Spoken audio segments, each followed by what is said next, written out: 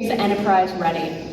We've seen a lot of POCs being developed. People can show the value of agentic systems, but to take them to production, you need to be able to scale them up. You need to be able to secure them. You need to be able to understand where your bottlenecks are. You need to be able to debug. You need to be able to control your costs. There's lots and lots of complexities. So NVIDIA is building a number of tools and a number of components that you can use for building these agentic systems and these agentic platforms.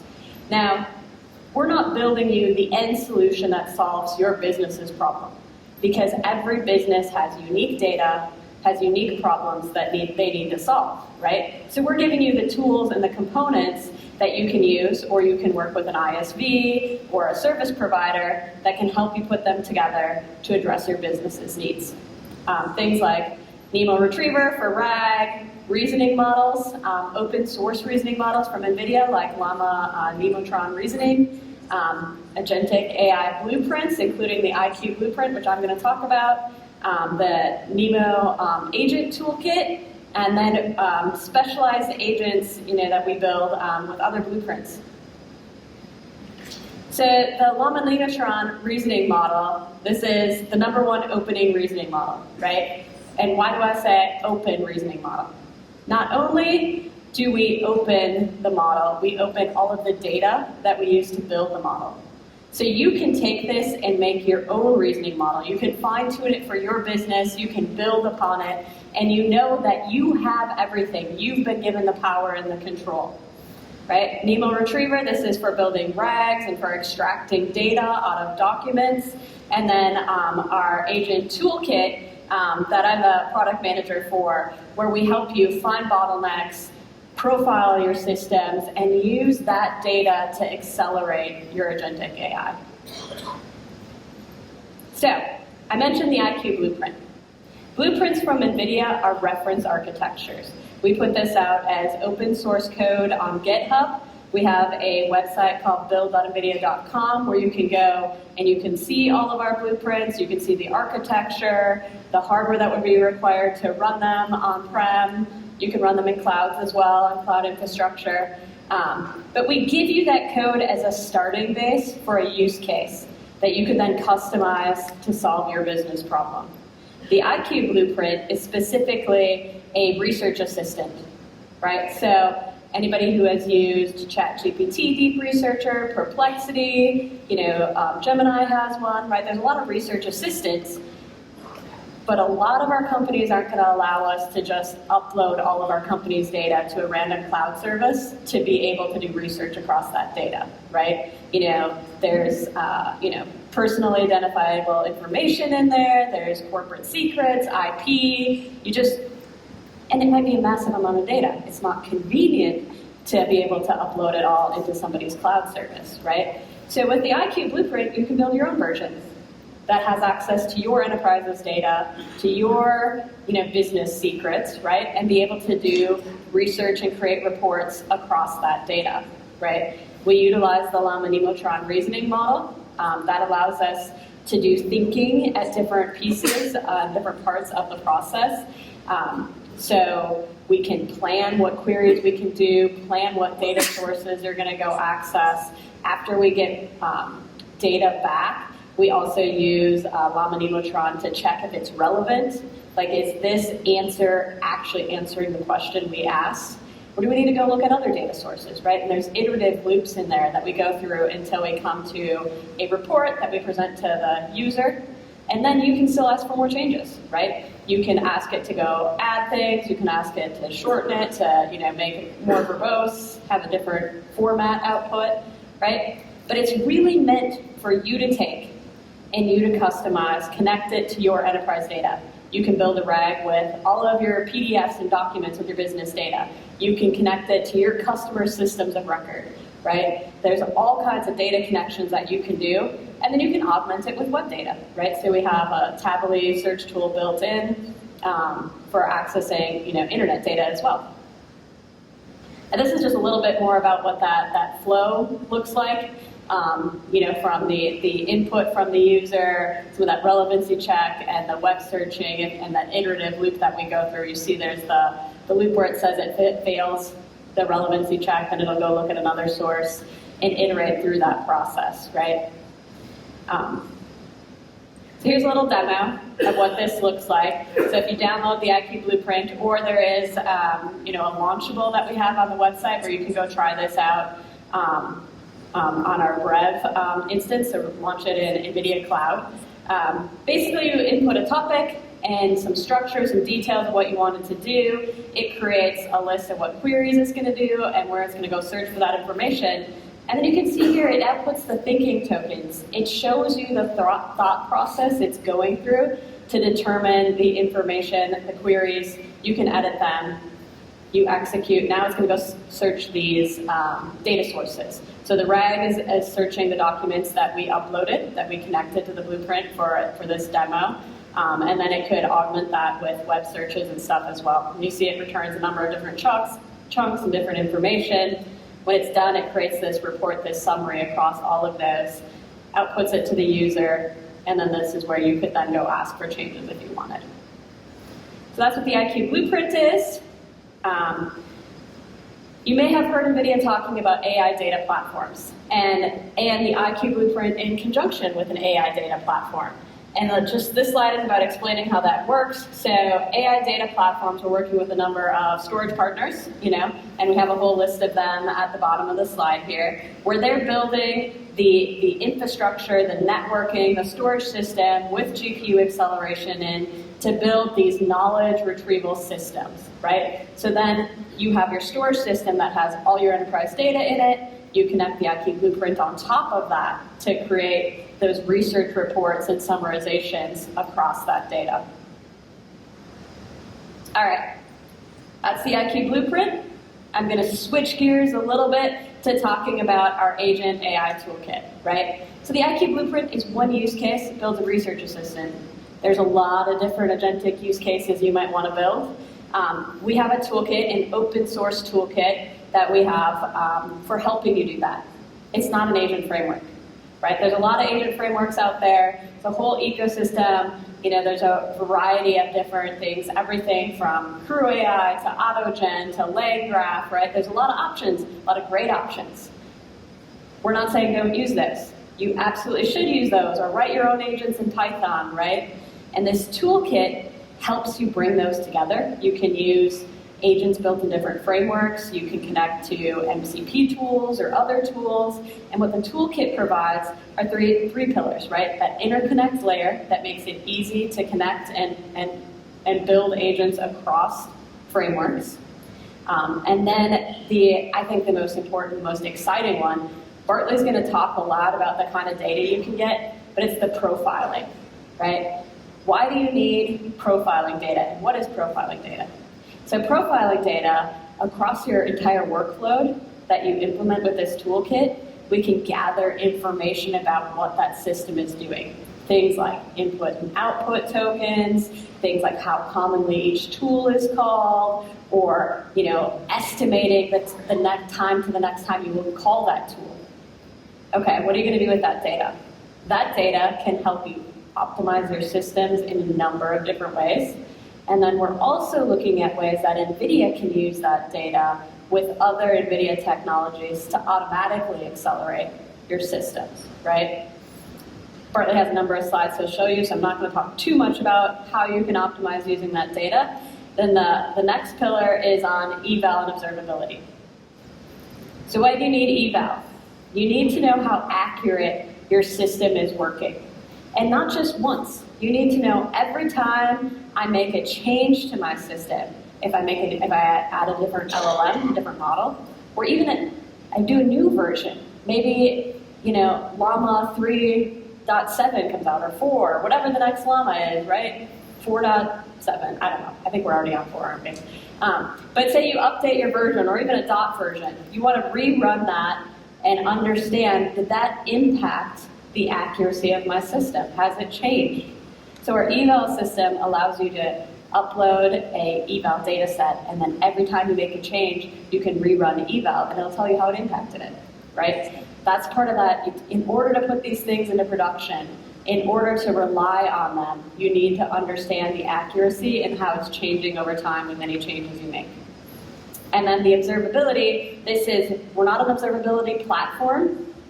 We provide a plugin interface to connect an observability platform, but we collect the observability data. So OTel format, any observability platform that can handle OTel data, can be plugged into the toolkit and used to visualize the data. But we collect all of that information for every model call, tool call, every step in your agentic system. So why would you use the toolkit? There's a few value props here. One is to save time, right? We have a number of tools to make it easier to build some of these pipelines. We have, for example, a React agent and a Rewoo agent, pre-built agent examples in the toolkit that you can use. Quick starts. So there's the reusable, the flexibility. Say within your business, one team has already created an agent with Crew AI, but you're like, yeah, but I want to add on to it, and I want to use LangGraph because it has this feature I need. Well, you don't want to have to rewrite everything that was written in Crew AI. You want to just be able to extend it, add on to it. This allows you to do that. That also means that you don't have to worry about vendor lock-in to a specific framework.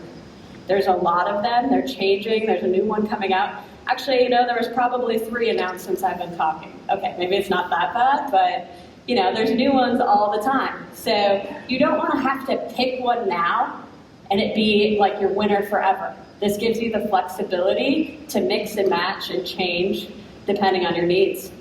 And then you want to be able to reduce costs. Okay, how can this help you reduce costs? That profiling data is super valuable for helping you optimize your system, right? That equals real cost savings. If you can do more work with your existing GPUs, that's obviously a big cost savings, right? GPUs cost a lot in money, in power, in infrastructure, right? You want to make the best use out of them that you absolutely can, right? And then improving your business outcomes. This is related to the eval, right? You want to be able to understand how accurate, you want to work on improving that accuracy over time.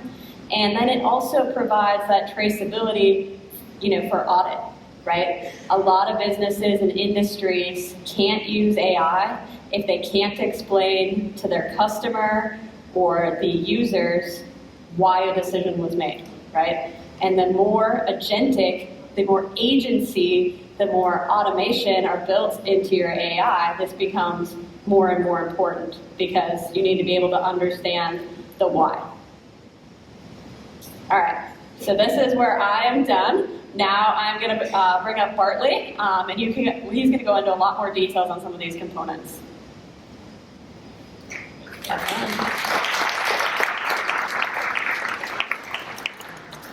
Bonjour. The danger of going after keynote and lunch is that nap always follows. Kids keynote, lunch, nap, right? So you all are doing really well. Everyone said, I know the inclination is to lunch and then nap. So thanks for coming. There's so many of you. It's great to see all of you. I'm Bartley. Again, thanks for having us in your city. It's been great. So many people here. The venue is incredible. It's just a great space. Yeah, like Chris talked, I want to go into a little bit of technical detail. And I mentioned the nap because I'll preface this by saying I have a live demo. And I want to do a live demo because nothing in the history of live demos has ever gone wrong with live. They work every time. I did record it, though, so if something goes wrong, you can still see it. But everything I'm going to show you is available. You can go to, we'll give you the GitHub links, right? We'll give you the developer links. You can go and do it. You don't have to trust me. I would love it if you trusted me, but you don't have to, right? Like, you can go directly to GitHub and you can get it. Chris mentioned the toolkit. I'm just going to call it the toolkit. We're really good at NVIDIA at putting a bunch of tokens together to name things, so I'm just going to call it the toolkit from now on, if you'll let me. And the example I'm going to go through, I'm going to show you a couple examples. The live demo is going to show you this heterogeneous agentic RAG. Really fancy, just a multi-step, multi-part RAG system that uses an agent for increased accuracy. Up here, we bring this up just to kind of show the overall process flow. In the toolkit, you can also build your own workflow. You can serve that workflow. You can evaluate that workflow. You can interact with Agentic repos, and you can do all of that through the same commands, right? So if you've got a workflow running, you can then eval that, as Chris was saying, over and over again, no problem. So before the demo, I'm going to show you a specific example. Like Fred, I don't know where Fred went, like Fred, who was right there, mentioned before we got started. I also lead our cybersecurity AI, so I'm gonna slot that in. I know you guys didn't sign up for a cybersecurity AI, but I'm gonna slot it in. So one of the examples we have, and you can get this on build.nvidia.com, like Chris mentioned, is the CVE analysis. And I won't go into a ton of detail here, but we use it internally for all of our software packaging. Right? So when we build containers and we ship those containers, we want to identify, mitigate, and respond to any of these critical vulnerabilities and exposures right inside the container. This is a terrible human process, right? Like it's a terrible process for the human. And the reason we know it's terrible is in 2023, we were trying to ship all these containers. It was December 23rd, which is dangerously close to the holidays, right? Like in the US, and all of my engineering team was on break. We found like 12 of these vulnerabilities last minute. So I'm the one that is now going through all the internet, the spreadsheets, everything, trying to put this together. And it was our own pain. I was like, this is a perfect agentic system. So we put this together. It uses 4 different agents, right? It uses a checklist agent, so your scan results come in. The agent will generate a checklist on here's how I would mitigate and determine if these are actual vulnerabilities or not. It farms it out there in the middle to all these different task agents. And then we have agents that do a summarization step, and it summarizes it as a security person would want to summarize it. And then we align that to a VEX justification. If you know, right? But you can get all this on build.nvidia.com. The reason I'm talking about this workflow is it's complex, it uses a lot of data, and using the toolkit, we were able to profile this particular workflow. So this is the pre-version, right? We didn't have the toolkit when we built this. This is the pre-version. It also is handy because it doubles as an eye test on the y-axis, right? So like there's a prize if you can read. There's no prize, right? But it does look like a little bit of an eye test on the y-axis. And what you can see here, it's hard to make out. I get it. There's a blog that shows all this. You can get. We'll link you to it. But there's LLM calls, right? And then there's tool calls that happen all in various different colors. And you probably see a pattern. It looks very sequential, right? Like as you're going down this waterfall. In this instance, this run took about 80 seconds. 82, it says it right there. 80 seconds to run. And the idea is like, could we do better on this? And so what we did is we profiled this. We ported this code because it existed pre-toolkit, right? We ported this code to the toolkit. And after we ran our evaluation and our profiling, we ended up with this, right? So same workflow. What we did, and this is what I tell everyone, I'm like, these workflows are so complex, like as they are, just start with the simplest thing. So this is the simplest thing, right? Like start with the simplest thing. Simplest thing, reduce the latency by a factor of 2, right? So we went from about 80 seconds to around 40 seconds, and we were able to identify where we can do out-of-order tool calling, out-of-order execution, all of that, and you see, if we go back, sequential, a little bit more parallel, right? And then we can do these concurrency studies, right? Because we're gathering all this data, people ask, like, how? Well, again, like Chris mentioned, it's not an agentic framework, it's not that, there's plenty of those. What we do is essentially, here's the theme, do the simplest thing, right? We provide you these Pythonic decorators, and you just wrap your code. Maybe you've got LangChain code, you've got semantic kernel code, we work with Microsoft, we work with Google, Crew AI, all of them, right? You can wrap your code in our decorators, and it essentially devolves everything, whether it's a tool call from MCP, whether it's something happening from LangChain, everything just becomes the function call, right, to the profiler, to the evaluation framework. So then everything can be looked at holistically together, and you can identify these a lot easier. And on the bottom right of this slide, we have essentially a concurrency study, right? We were like, what's the maximum number for our GPU spec system that we were running this on?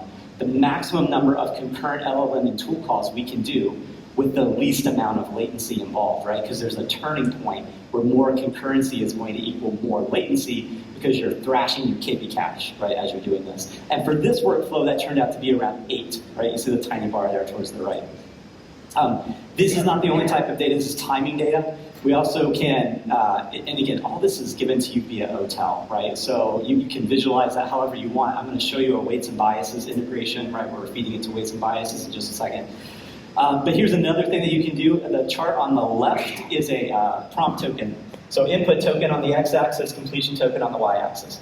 Why would you want to do this? Well, for the same workflow, the CVE workflow, we have all of those different agents that are doing their own parts of that workflow, and they behave a little bit differently, right? And so if you look at the prompt tokens, if you go down towards the, I can't point at it for you, if you go down towards the origin, right, down towards 0, 0, that's the part of the workflow that's generating the checklist. And there's a low number of input tokens, a low number of output tokens, right? And what this means is you might be better served, or your workflow might be better served, from running this part of the workflow in an aggregated serving model, right, versus a disaggregated serving model. Why? I mean, it's the tale as old as time.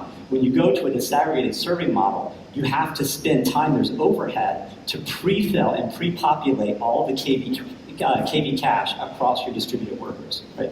So if you have a low number of input and output tokens, you might as well keep that aggregated, because by the time you pre-fill the KV cache across your disaggregated workers, you could have just completed it in the aggregated model. Whereas if you go up and to the right, now you're in higher input tokens, higher output tokens mode, and you're better served through a disaggregated serving model. And we can integrate with Dynamo, right, if you've heard of Dynamo, to then switch between the different serving models, right? So you can have mixed mode serving, not just for your workflow holistically, but for individual parts, individual agents of your workflow to really squeeze the most value out of your GPUs. No one tell Jensen, don't tell him. But I would love it if we can give you the maximum amount of value out of your GPUs that is possible, right? But don't tell them if you see them. But that's another type of performance, right, work that we can do. I'm going to show you them, but we integrate with a lot of observability platforms. This is an example. If you go get the toolkit, if you clone it, there's an example that integrates with Phoenix, just because that's an open source option. But I'm going to show you one with weights and biases right now. And we're all going to assume that this is going to work. Okay. So this is pretty good, right? This is pretty good. This needs to be bigger. It's Cursor, right, which does all the work for me these days. It's fantastic, right? And so what we're going to do is, again, I have that heterogeneous RAG, and I could spend a lot of time, but this very scary red clock is counting down for me right now. I can spend a lot of time talking about the workflow. It's available in the GitHub repo under the heterogeneous RAG example. So that's all you have to remember. You can see this. It's just the heterogeneous RAG example. Apparently, I started Siri. Okay, let's yeah. Oh, I just started everybody's. Okay, and we're just going to run that. So I'm going to run the eval on this. It's just AIQ eval. You're going to see some things start to populate out. And what's happening is, again, like I mentioned with the toolkit, you could have this running constantly, and then you can do the eval as necessary. So if you want to do A/B testing, if you switch into a new model, right? If you move from like Llama Nemotron 3.1 to Llama Nemotron 3.3, you can run this eval and get this data as often or as little as you want. And we're evaluating the entire system, right? We're evaluating tool calls, we're evaluating LLM, right, with Nemo Evaluator, right? So there's a lot of different components here. And I like this example because it shows a couple things, right? It's going to show you timing optimization, and it's going to show you accuracy and groundedness and all of those types of things where you might see that and where that might manifest in your workflow. We're seeing, I think it could be a good example, you know, when you talk with various different enterprises and various different developers, they're all at various parts of their agentic journey, right? Some are doing single agent, a handful of tools. One of our partners, they talked about it at GTC earlier this year, and one we had in San Jose. Visa is doing a phishing detection agentic workflow. They have a lot of agents and like 770 tools, right, that are attached to these various different agents. So the branching realities of these workflows gets pretty hard. It gets pretty hairy really fast. It's running the workflow, and what I'm noticing as it's running actually is that this is taking a lot longer than I would anticipate this workflow to take normally, right? Like if I've run this a couple times, right, you see it's about 75% completion. We're at 10.96 seconds per iteration, which is a little high. right, for where I would expect this workflow to be. But we're going to let it finish. As soon as it finishes, and then it's going to calculate the evaluation metrics, and it's going to publish those to weights and biases, and so we can see those. So it's evaluating 3 things: accuracy, groundedness, and relevance. I won't go into the details of what those are right now, a little bit outside the scope of this session, but relevancy, groundedness, and accuracy. And it looks like it's done. I'd like to give it a second just to make sure. And if we refresh this, it should be, this is the one I did earlier. We won't worry about this one. And let's do compare. Okay, and so these are the results of this RAG system that I just run. And again, I have an evaluation data set, right, that I preloaded into it. I can show you some of the queries. But if you look at this, this is not great, right? I get an average relevance of 0.5. My groundedness is pretty good. My accuracy is setting at like 0.4583, right? I can look at these charts. I'm comparing things, and there's only one thing to compare to, so it's not super exciting for the compare. But if you go to the traces here, I don't know if you use weights and biases. If you go to the traces, I can click on an individual run, and then I can go down, I can see the calls right inside of this. So these are some of the queries that we're evaluating against when we ran the evaluation metrics. And I can go and look at all of these. There's a second eye test of the session, by the way. There's a second prize. There's no second prize, right? But a second eye test. Right, there's some queries here, and it's like, okay, how many days sick leave are there at? We've chosen the company Vandelay Industries, right, for this particular example. So how many days of sick leave are there at Vandelay Industries? And if I go back and look at the evals, it's really odd because I'm expecting these to be a lot better. It's almost like I've forgotten some type of tool, or I've forgotten to add some type of capability to the workflow. If I go back out, back to cursor, I'll bring up the Gantt chart, and this, you saw a version of this that I showed in the slide. This is not for the CV workflow, this is for the workflow we just run. So we can produce that for you. You don't have to use our chart, right? Like you can feed it to whatever metric system you want. I'll zoom in. You don't need 3 eyes, 2's enough, right? But this is, again, you kind of see this like waterfall happening. These green lines are taking a little bit longer than we think they should take. So I'm going to go back into my code, right, and see what happened here. In the toolkit, we have this YAML file. That's what kind of configures your workflow. You can do all the different things you want. You can change your models. You can do all of that in here. And I noticed that the accuracy was down because it looks like we may have forgotten a tool, and we did. We have the Workplace Docs tool, but we didn't add the HR rag into it, right? So I'm going to add the HR rag into this workflow. This is an example to get us going on time, right? But you can kind of take it from here. And then this is the rag tool. And normally what I would do is I would go and I would look through this code and I would feel like, where's the bottleneck happening? Just for the sake of time, we've introduced an artificial slowdown here, right, into it. So I found this like sleep timer. This one's super easy to debug. They don't let me do the hard debugging anymore. They made me do that. They don't let me do any of it anymore. I'm fine with them over it. Yeah, not bitter at all. So we're going to save this, right? And then I'm just going to rerun it again. Same command. So I've changed a few things. I've changed 2 things. I've added an additional tool into the RAG, and I've removed the artificial bottleneck, I'll say, for intellectual honesty here. But in the case of the CVE case, it took us a couple days, right, to optimize the code better once we got the profiling data out. We already noticed that it's going faster, 4.16 seconds per iteration in this regard, right? We're 33% of the way through, which thank goodness, because the scary red clock is still going down. And we're going to not just rerun the workflow so that we get the timings, right? Because we want to reproduce the second Gantt chart, but we're also going to rerun the evaluation. So we're going to rerun accuracy, groundedness, relevance, right? And then that will be fed to the weights and biases workflow. Again, if you download the toolkit from GitHub, you can use the Phoenix integration that we have baked in, or if you use weights and biases, or whatever you have that accepts OTEL. Right? Like, it's great. As long as it can send to anything, as long as it accepts OTEL. We also take pull requests. I'll use this time to shamelessly plug. We do welcome pull requests external. A lot of companies, Microsoft has donated the code for the semantic kernel integration. Weights and Biases donated the integration for Weights and Biases Weave. So we love open source contributions to the toolkit.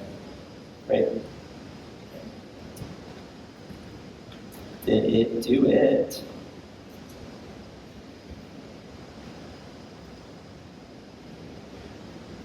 Oh, we did it.